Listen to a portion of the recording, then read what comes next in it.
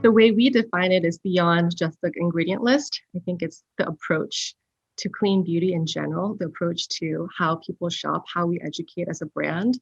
And we want to think about how we can affect it in every aspect of product development, which might be, sourcing, how it affects our skin and the planet and the earth. And we want to be really cognizant of how we impact a community.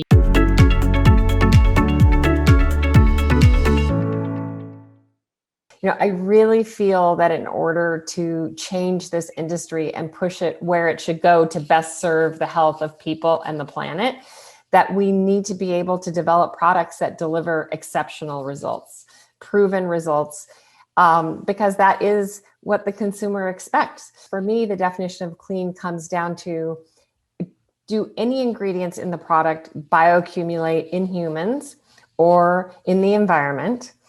And are they in any way toxic? And not just the ingredients, but also the sub-ingredients. I like to actually call myself green, only because I feel I've really held to my value system on keeping it as raw as possible, as organic and clean as possible. And I think I go, almost sometimes a step too far, because I'm kind of a purist. Seems like there's so many people having a definition. The different stores all have their definition of clean. I don't know exactly where I stand on that, because I always say there's clean, there's cleaner, and there's cleanest.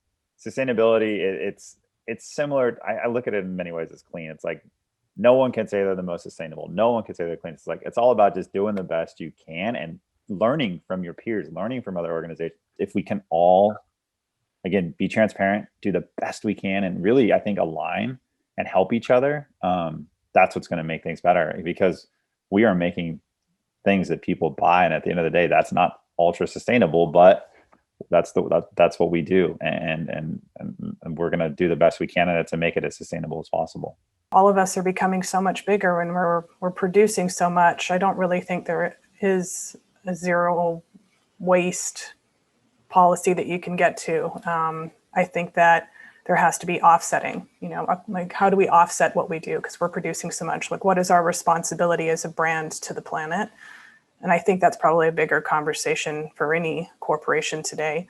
So there's all these conversations that are coming into play, and they are the new challenges. And just like the labs weren't there 10 years ago to figure out how to do this, or they weren't as supportive, I would say the packaging vendors and the side for social responsibility, is fresh right now in that way. So that would be where I think the conversation could continue.